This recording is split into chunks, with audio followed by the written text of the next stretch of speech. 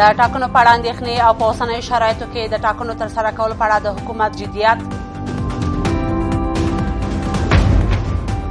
د ارګ او عطا محمد نور ترمنځ د خبرو اترو بیا پیل.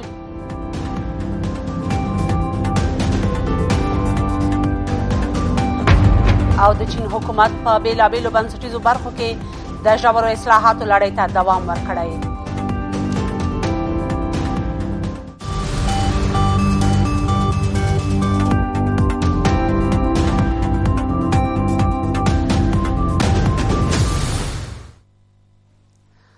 قدرمن لیدونکو سلام. د کابل نیوز د دې ساعت کورنیو او بهرنیو خبرونو ته ښه راغلاست.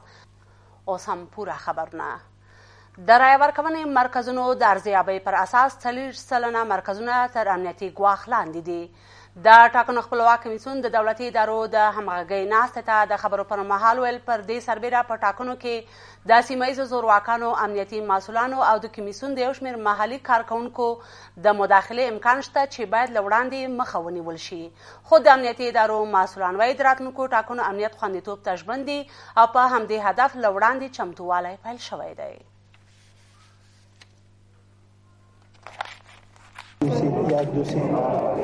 د ټاکنو خپلواک کمیسیون د امنیتي ادارو ترڅنګ د اړوندو دولتي ادارو مسؤلان د راتلونکو ټاکنو د ترسره کېدو د څرنګوالي او شفافیت په موخه د مشورې لپاره ګډې ناستې ته رابللي دي. د ټاکنو خپلواک کمیسیون مسؤلان وایي سره له دې چې په ټول هیواد کې د رایې ورکونې د مرکزونو ارزونه بشپړه شوې، خو د دې ارزیابۍ له مخې 40% مرکزونه تر امنیتي ګواښ لاندې دي. یکی از مسائلی که ما میتونیم به او اشاره بکنیم در بود امنیتی است که در حدود 24% از مراکز رایدهی امنیت به طور کافی تامین نیست. بنابراین خیلی خوب هست که ما در این مجالسی که داریم بحث طوری به جریان بیاندازیم که چگونه بتوانیم راههای جایگزین انتخاب بکنیم تا اینکه مردم به حقوق خود دسترسی پیدا کنند. پر دې سربیره د ټاکنو خپلواک کمیسیون وایي په راتلونکو انتخاباتو کې د سیمه ییزو زورواکانو، محلي چارواکو او امنیتي مسؤلانو د مداخلې امکان زیات دی. کمیسیون له حکومت غوښتنه وکړه چې د انتخاباتو د امنیت ټینګښت ترڅنګ په دې پروسه کې د محلي زورواکانو د مداخلې مخه ونیسي. خو د امنیتي ادارو مسؤلان وایي حکومت د ټاکنو پروسې د امنیت خوندیتوب ته ژمن دی. بعض ولایتونو کې زورمندان چې دا کېدای شي په انتخاباتو کې هم بیا د خپل زور نه کار واخلي. په دې ډګر کې زموږ تاسو همکارۍ ته زیات ملاتړ لرو چې یا د امتحان معنی ګرځي یا د فشار په واسطه باندې زموږ په کارمندانو باندې خپل د خواکې خلک غواړي چې په شارټیز کې داخل شي او بالاخره هغوی استخدام شي. په دغه جهت کې تاسو همکارۍ ته اړتیا لرو. اشخاص زورمند و خود نیروهای امنیتی هم این تدابیر باید تامین بکنند که تا خودشان مداخله نکنند در امور و حرکات جانبدارانه از خود نشان دادند. لیست در هر نقطه میکنیم ما آماده هستیم که هم در انتقال اوراق تبلیغاتی، هم در انتقال مواد انتخاباتی شما هم از طریق جوان زمین حمایت بکنیم. ما در خدمت شماست. د ټاکنو خپلواک کمیسیون مسؤلان وایي د دې پروسې د ترسره کېدو لپاره تخنیکي چمتووالی بشپړ شوی او نړیوالې ټولنې ژمنه کړې چې د ټاکنو 90% بودیجه به هغوی ورکوي. یا خپل کمیسیون د دوه شیانو نه ډېر اندېښنه درلودله. یو د انتخاباتو د لګښت او بودیجې په اړه باندې و چې الحمدلله موږ وتوانېدو د بندي دونرانو سره د هغوی سره یو توافقنامه لاسلیک کړو. د هغې توافقنامې په ترڅ کې هغوی د دې ژمنه کړې چې د راتلونکو ټاکنو 90% لګښت په خپله غاړه باندې اخلي. د کمیسیون سره به همکاري کوي او 10% هم د افغانستان د دولت په غاړه باندې ده چې د افغانستان د مالی وزارت او بینلي ټولنې دونرانو همکارانو موږ سره دغه ژمنه کړې ده. فعلا زموږ چارې د پلي کېدو په حالت کې دي. د ټاکنو خپلواک کمیسیون وایي د رایې ورکوونکو لیست د کاغذي تذکرو پر اساس تنظیمیږي او له همدې امله پتیل شوی چې د ټاکنو له ترسره کېدو وړاندې 10 میلیون کسانو ته تذکرې وویشل شي. افغان حکومت او نړیوالې ټولنې پتیل چې په هر ډول شرایطو کې وي پارلماني ټاکنې به ترسره کوي. د ټاکنو خپلواک کمیسیون هم وایي چې دوی د ټاکنو ترسره کولو ته ژمن دي او تمه لري چې حکومت او نړیواله ټولنه د امنیت او مالي لګښتونو په برخه کې ډاډ ورکړي. بلخوا په ټاکنو څارونکي بنسټونه او شنونکي وایي چې په اوسنیو شرایطو کې رڼې آزادې او عادلانه ټاکنې ناشونې دي، خو حکومت هڅه کوي چې داسې ټاکنې ترسره کړي چې خلک له راتلونکو ولسمشریزو ټاکنو زړه توري کړي. سره دی چې حکومت د ټاکنو سیستم د اصلاح په برخه کې خپلې ژمنې نه دي پر ځای کړي او د ټاکنو لپاره له هر پلوه شرایط نه دي برابر شوي. تازه حکومت او نړیوالې ټولنې پاتېلي چې پارلماني ټاکنې به په هر صورت کې چې وي ترسره کوي به وي. سرچینې وایي چې حکومت او نړیوالې ټولنې د ټاکنو ترسره کولو لپاره هڅې چټکې کړي او اړوندو ادارو ته د بیړني چمتووالي سپارښتنه کړې ده. د ټاکنو کمیسیون هم وایي چې دوی د ټاکنو ترسره کولو لپاره جدي هڅې پیل کړي او تمه لري چې په دې برخه کې حکومت او مرستندویان د امنیت او مالي لګښتونو په برخه کې همکاري وکړي. موضوع بودجه، تامین بودجه انتخابات و تامین امنیت است که امور مرتبط به دولت است. دولت هم اگر در اون صورت در این زمینه کمک کنه انتخابات پارلمانی برگزار خواهد شد. تصمیم کمیسیون مبتنی بر این است که انتخابات پارلمانی و شوراهای ولسوالی ها نخست در سال 1397 برگزار شود. له دې وړاندې سیاسي جریانونو او په ټاکنو څارونکو بنسټونو د اوسنیو کمیسیونونو په موجودیت او په هیواد کې د حاکمو شرایطو ته په کتو د رڼو ټاکنو ترسره کېدل ناممکن بللي دي. په ټاکنو څارونکي بنسټونه او شنونکي وایي چې په اوسنیو شرایطو کې رڼې، آزادې او عادلانه ټاکنې ناممکن دي، خو زیاتوي چې که حکومت په داسې حالت کې ټاکنې ترسره کړي نو خلک په راتلونکو ولسمشر ټاکنو بې باوره او زړه توري کړي او په دې توګه به د خپلواک دوام ته بڼه پیدا کړي. داسې ښکارېږي چې راتلونکي انتخابات به وشي، خو دا انتخابات به سراسري نه وي، راڼه به نه وي، د پخوا په نسبت به لا زیات لانجمن وي او ښایي د یو بل بحران سبب شي. په دې اساس حکومت د انتخاباتو اراده لري، خو له درغلیو د ډکو ناقانونه او غیر سراسري انتخاباتو اراده ده چې فکر کوم تر پخوا به لا زیات د افغانانو زړونه له انتخاباتو له رای ورکونې او د مسایل څخه تور کړي. یک نگرانی بزرگ ایجاد کرده که امکان داره اگر خوب مدیریت نشه، شفافیت نداشته باشه، شاید هم افغانستان به طرف بحران ببره که ما هم شدیدا نگران هستیم.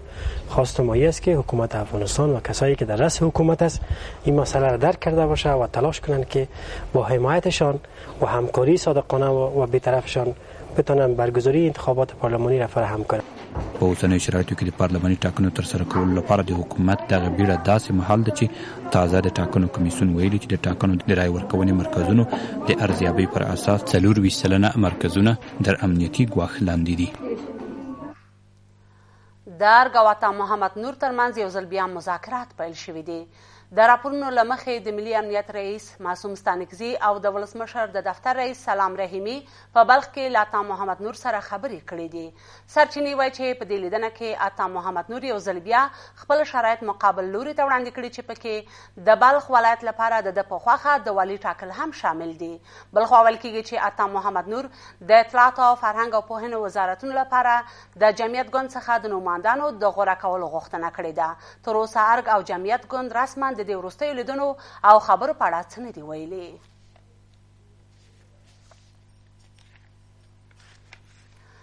د بلاک واټر امنیتي کمپنۍ بنسټګر د افغان جګړې قرارداد ترلاسه کولو لپاره یو ځل بیا هڅې پیل کړې دي. سرچینې وایي چې د بلاک واټر د پخوانۍ امنیتي کمپنۍ بنسټګر ایریک پرنس په افغانستان کې د نن او بهر یو شمېر افغان سیاستوالو او چارواکو سره منظمې لیدنې جاري ساتلي ترڅو په دې برخه کې د هغوی ملاتړ ترلاسه کړي. له دې وړاندې پینټاګون شخصي امنیتي کمپنۍ ته د افغان جګړې له سپارلو سره مخالفت ښودلی و، خو ویل کېږي چې په سپینه ماڼۍ کې ځینې مهم چارواکي له ایریک پرنس سره همغږي دي. وروسته له هغه چې ډونالد ټرمپ واک ته رسیدلی، د بلاک واټر پخوانی امنیتي کمپنۍ بنسټګر ایریک پرنس د افغان جګړې د قرارداد ترلاسه کولو هڅې جاري ساتلې دي. که څه هم د افغانستان او سویلي اسیا لپاره د امریکا د نوې جنگي ستراتیژۍ له اعلان وروسته یا د امنیتي کمپنۍ ته د افغان جګړې د سپارلو وړاندیز رد شو، خو نوموړي استازه هڅې پیل کړې چې د جګړې د لوی قرارداد ترلاسه کړي. سرچینې وایي چې ایریک پرنس په افغانستان کې یو ځانګړی استازی هم لري او په خپله دی په هیواد کې د ننه او بهر له یو شمېر افغان سیاستوالو او چارواکو سره منظمې لیدنې جاري ساتلې ترڅو په دې برخه کې د هغوی ملاتړ ترلاسه کړي. د معلوماتو له مخې نوموړی غواړي د 14 میلیارډو ډالرو دغه قرارداد دا ځل له دې لارې ترلاسه کړي چې د افغانانو لخوا یې د ورسپارلو غوښتنه وشي. ویل کېږي چې پنټاګون په افغان جګړه کې د خپلې ماتې له تور څخه د خلاصون لپاره د ایرک پرنس له هڅو سره جدي مخالفت لري، خو ویل کېږي چې په سپینه ماڼۍ کې ځینې کسان له نوموړي سره همغږي دي. د چارو شنونکي وایي چې شخصي امنیتي کمپنۍ ته د افغان جګړې سپارل بدې پایلې درلودی شي، ځکه د دوی په وینا دغه کمپنۍ پخوا هم ازمایل شوې چې ښه مخینه نه لري. د دوی په باور بلک واټر کمپنۍ بنسټګر یوازې د خپلو شخصي ګټو په لټه کې دی او ښایي د ځان په څیر افغانان هم د ځان ملګري کړي. چې دا هغه کمپنۍ ده چې د دنیا او د نړۍ کم مردارخوره خلک او کم بد خلک دی هغه په دې کمپنۍ کې ځای پر ځای شوي دي او په دې کمپنۍ کې قرارداد کړی دی او په دې کمپنۍ کې غواړي چې خپل هغه څه ناخوالې او مشکلاتونو ستونزې چې دوی ته د ځینو هیوادونو کې دوسیې لري مشکلاتونه لري ستونزې لري په دې کمپنۍ کې د قرارداد کړی او په دې کې پناه اخیستې ده. نو دا د افغانستان لپاره یو پله بیا د جنگ تازه کېدل دي او دا د افغانستان په خیر نه دی او دا د افغانستان په زیان دی. خود به دی ستا په کور کې په داسې خلکو پسې ګرځي چې د هغوی ذهن هم د ده په شان باندې پر جګړه جوړي او هغوی هم د خپله ډوډۍ د توپک د میل په خوله کې ویني. د یو تعداد په نامه د سیاسیونو د خلکو سره به ناستې کوي ولې هغه دوی تشخیص کړي چې کوم څوک دی چې د توپک د میل د ډوډۍ سره ډېر آشنایي لري او هغه خوند ورته کوي ورکوي لذت ځینې اخلي. په مجموع کې خو اصلا زه په خپل وطن کې چې جګړه هر څوک پر مخ وړي زما دپاره مرګ. څو ورځې د مخه کابل نیوز ته یوې باوري سرچینې ویلي چې ایرک پرنس په کابل کې خپل دفتر پرانیستی او 2 تنه افغانان چې په امنیتي برخه کې پوره تجربه لري د خپلو مشاورینو په توګه ټاکلي او د امریکا بهرنیو چارو وزارت ته د افغانستان د قانونو د امنیت ساتلو د قرارداد ترلاسه کولو پریزنټیشن هم وړاندې کړی وو او دلته یې له قانونو وزارت او نورو چارواکو سره لیدنې کړې دي. د یادولو دا چې له دې وړاندې د بلک واټر امنیتي کمپنۍ بنسټګر ایرک پرنس چې په عراق او افغانستان کې ښه هم نه لري د ټرامپ مشاورینو ته د جګړې لګښت کموالي سره د افغانستان د جګړې خصوصي کولو طرحه وړاندې کړې و. د افغانستان د آزادو او عادلانه ټاکنو بنسټ د تازه ارزونې پر بنسټ د ملي شورا له نیمایي زیات استازي د ولسي جرګې د ټاکنو له ځنډېدو سره موافق خو وایي له ولسمشریزو ټاکنو وړاندې دې ترسره شي. خو د ولسي جرګې 28 سلنه غړي د حکومت او کمیسیون د نه چمتووالي له امله پارلماني ټاکنې له ولسمشریزو ټاکنو سره یو ځای شونې بللې دي. په دغه نظرپوښتنه کې د 29 ولایتونو 80 استازو ګډون کړی چې نامني د کمیسیون ټیټ ظرفیت او په دې بنسټ کې د حکومت مداخله د راتلونکو پارلماني او د ولسوالۍ شوراګانو د ټاکنو پر وړاندې جدي ستونزې بلل شوي دي. د افغانستان د آزادو او عادلانه ټاکنو له لوري په تازه ترسره شوې نظرپوښتنه کې د 29 ولایتونو 80 استازو ګډون کړی چې له مخې د ولسي جرګې 53 سلنه غړي راتلونکی کال د ټاکنو په ترسره کېدو بې باوره دي، خو ویلي دي چې دغه ټاکنې باید له ولسمشریزو ټاکنو وړاندې ترسره شي. په داسې حال کې چې په دې نظرپوښتنه کې 28 سلنه استازو له ولسمشریزو ټاکنو سره د پارلماني ټاکنو په یو ځای کېدو توافق ښودلی، خو 10 سلنه وکیلانو ویلي چې پارلماني او د ولسوالیو شوراګانو ټاکنې به له ولسمشریزو انتخاباتو وروسته ترسره شي. وکلای ولسی جرگه ناامنی را در ولایت مربوطهشان و ولسوالی‌های مربوطهشان عمده‌ترین چالش و نگرانیشان شناسایی کردند و ابراز کردند. در قدم دوم عدم رعایت بی‌طرفی از سوی کمیسیون انتخابات را مهمترین نگرانیشان اعلام کردند و همچنین در قدم سوم ضعف مدیریت در کمیسیون انتخابات را هم به عنوان یک نگرانی مطرح کردند. په دې نظر پوښتنه کې د ولایتونو او ولسوالیو په کچه ناامني، د کمیسیون بې پریوالي په اړه اندېښنې، په ټاکنیزو کمیسیونو کې کمزوری مدیریت او په 12 ولایتونو کې د انتخاباتي حوزو محدودول د راتلونکو ټاکنو پر وړاندې جدي ستونزې بلل شوي دي. 53% از وکلا معتقد هستند یا باور دارند که انتخابات به تعویق خواهد افتاد، اما قبل از انتخابات ریاست جمهوری برگزار خواهد شد، منتها به تعویق خواهد افتاد. و 28% دیگری از وکلا گفتند که انتخابات و تعویق خواهد افتاد و با انتخابات رئیس جمهوری همزمان برگزار خواهد شد. د آزاد او عادلانه ټاکنو بنسټ په دې نظر پوښتنه د ټاکنو خپلواک کمیسیون پر یو کلن کار راڅرخي، ځکه دغه بنسټ په وینا په دې موده کې یاد بنسټ د انتخاباتو لپاره د چمتووالي پر ځای تر ډیره په خپلمنځي ستونزو کې راګیرو، تر دې چې دا کمیسیون لا هم د دارالانشا رئیس نه لري. یکی از نگرانی ها می بوده که هم اراده حکومت برای آوردن اصلاحات و برگزاری انتخابات بسیار ضعیف است و همچنان کمیسیون انتخابات متاسفانه در یک سردرگمی و در یک برنامگی به سر میبره. اگر از امی آلت خود نکشه ما انتخابات یعنی میتونه که به تاخیرها مواجه شود. پیسې نگانه بودجه نگانه مشکلات نشته او اداري بل دوم بخش چې استخدام دی چې 3000 نفر د افغانستان کې د ثبت نام په خاطر باندې استخدامیږي عملا شروع شوې ده په نور مورز امتحانونو شالسونه وشول د دوم د دلونه ته دوم د هوده پورې د بسونه غونې اعلان شوی په افغانستان کې. د دې سروې پر اساس له 90 سلنه زیات استازي د کمیسیون په وړاندې د حکومت چلند مداخله ته ورته بولي او له کمیسیون سره د حکومت همکاري ضعیفه بولي. فیفا همداشان کمیسیون او افغان حکومت وړاندیز کوي چې راتلونکو ټاکنو ته د چمتووالي لړۍ چټکه کړي. کمیسیون د واضح او عملی کړنلارې او پلانونه پلي کړي او د ټاکنیزو تیاری بهیر د چټک کړي ترڅو د دې لارې په ولسي جرګه کې د خلکو استازي، مدني ټولنه، سیاسي ګوندونه، نړیواله ټولنه او همدارنګه د افغانستان عام خلک د کمیسیون پر مټ د رڼو، عادلانه او د منلوړو ټاکنو څخه ډاډ ترلاسه کړي. فیفا په دې نظر پوښتنه کې وایي د ټاکنو خپلواک کمیسیون په تیر یو کاري کال کې د کمزوري مدیریت او د حکومت مداخلې له امله نه دی توانېدلی چې په دې بنسټ د خلکو باور بیرته ژوندی کړي او له همدې امله په راتلونکو ټاکنو کې د خلکو بې باوري پر خپل ځای ده.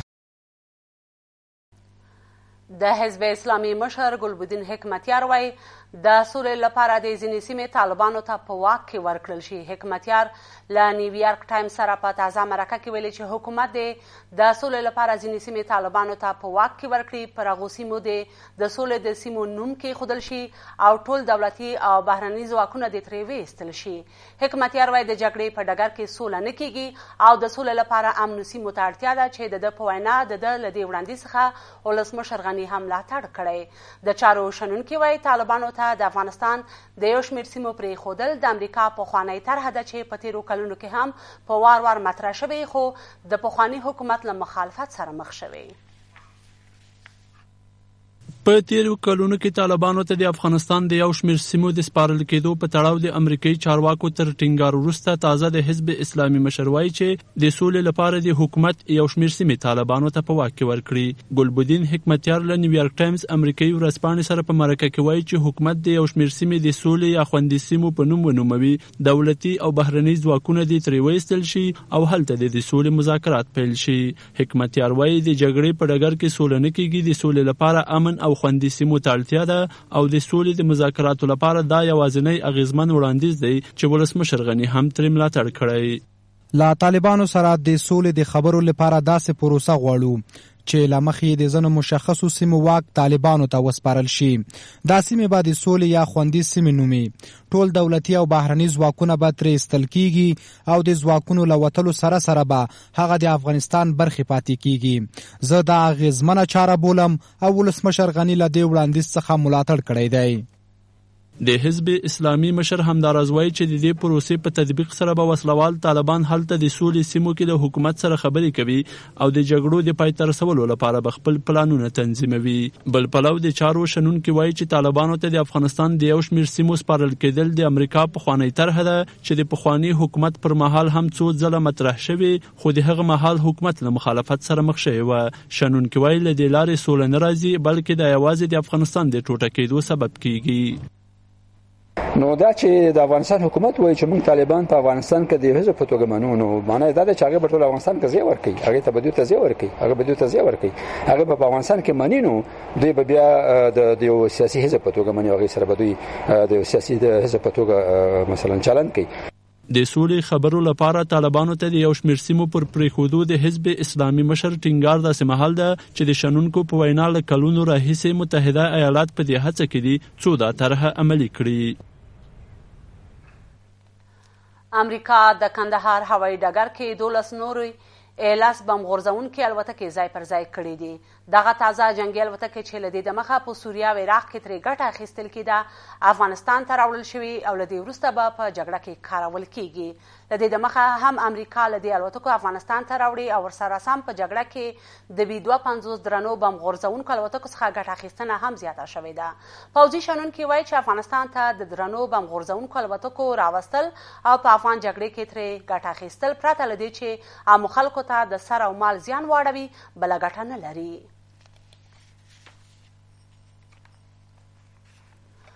پوځي شنونکي وایي امریکایي ځواکونه په جګړه کې له افغان پوځیانو د سپر په توګه ګټه اخلي. د دوی په وینا امریکایي پوځیان د جګړې په لومړۍ کرښه کې افغان ځواکونه مخکې کوي او خپله د سلاکارانو په توګه ورپسې روان چې له همدې امله هم ډیره مرګ ژوبله افغان ځواکونو ته وړي. تازه یو روسي شنونکي هم ویلي چې امریکایي پوځیان د جګړې په ډګر کې ځانونه د افغان ځواکونو تر شا پټوي او له هغوی څخه د سپر په توګه استفاده کوي.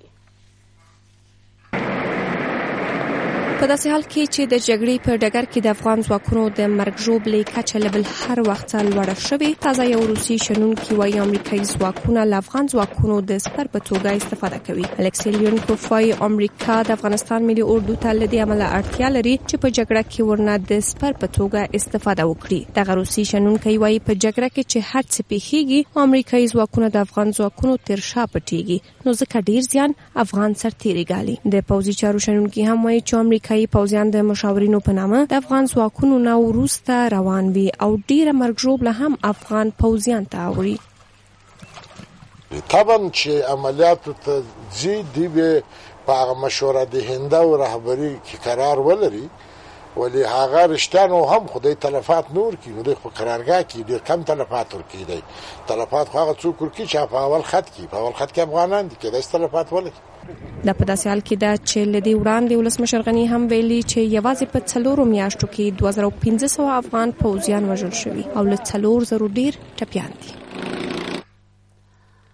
د افغانستان قومي شوراګانو او مدني ټولنې د برېښنايي تذکرو د ژر ویش غوښتنه وکړه.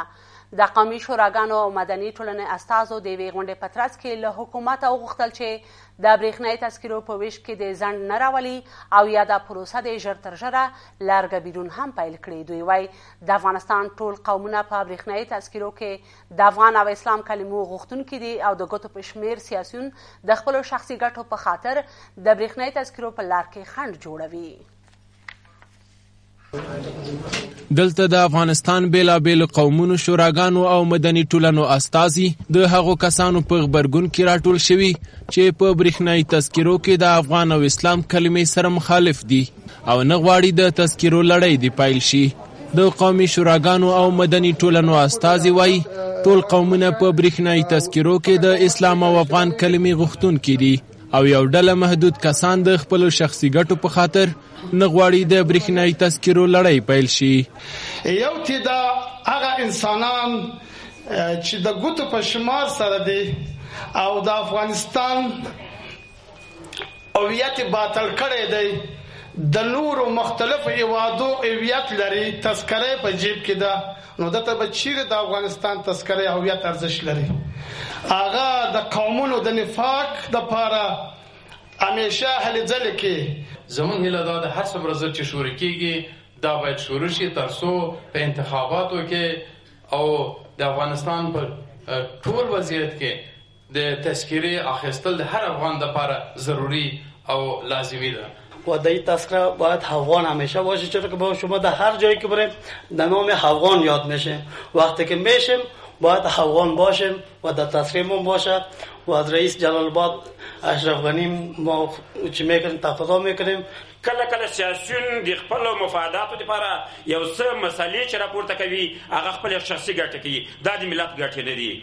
دوی راتلونکو ټاکنو ته په اشاره وایي چې برېښنايي تذکرې ځکه مهمې دي چې له مخې شونې د په راتلونکو ټاکنو کې د درغلیو مخه ونیول شي. قومي مشران او مدني فعالان له ولسمشر او اجرایي رئیس څخه غواړي چې نور د ولس په تمه نه پرېږدي او له خپل صلاحیته په ګټې اخیستو سره د برېښنايي تذکرو د ویش لړۍ پیل کړي.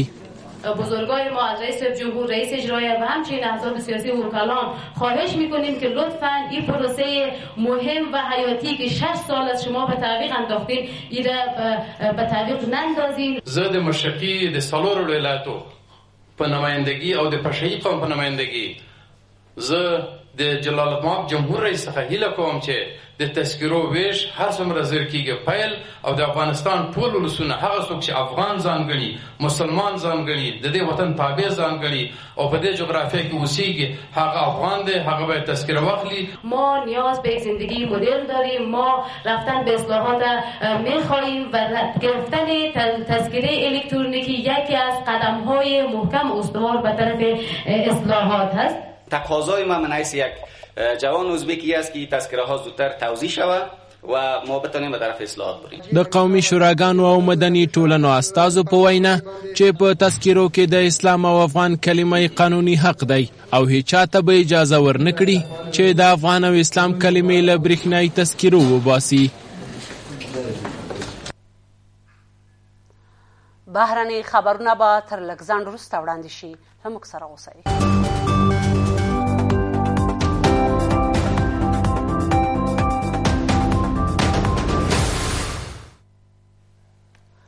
بیا هم ښه راغلاست. د چین حکومت په بېلابېلو بنسټیزو برخو کې د ژورو اصلاحاتو لړۍ ته دوام ورکړی. دا څرګندونې د دغه هیواد صدراعظم لیکي چیانګ بیجنګ کې د خلکو د 14مې ملي کنګرې د کال لومړۍ ناستې ته په وینا کې کړي دي. هغه دغه راز زیاته کړې چې حکومت به راتلونکي کې اقتصادي ودې، د بېوزلۍ له منځه وړلو او د چاپیریال د ککړتیا مخنیوي ته لومړیتوب ورکړي. د چین صدراعظم دغه راز له هانګ کانګ، تایوان او ماکاو ټاپوګانو سره د یوه هیواد او دوو سیستمونو د پالیسۍ په چوکاټ کې په ښو اړیکو ټینګار کړی دی.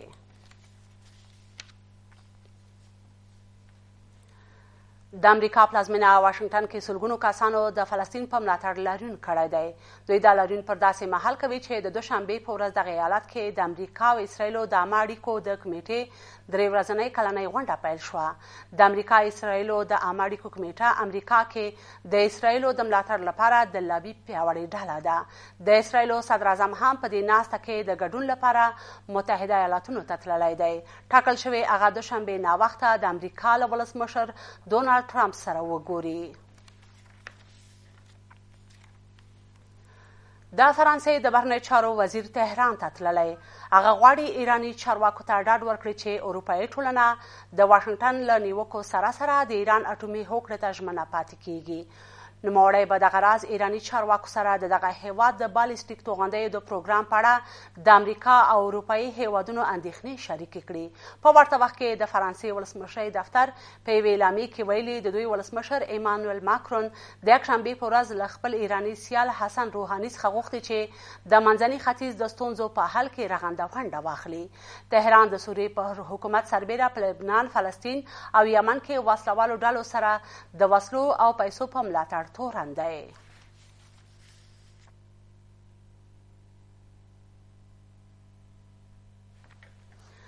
ګران لیدونکو، د دې ساعت خبرونه پای ته ورسېدل. له ملتیا مو مننه. تر بیا مو علامه شه.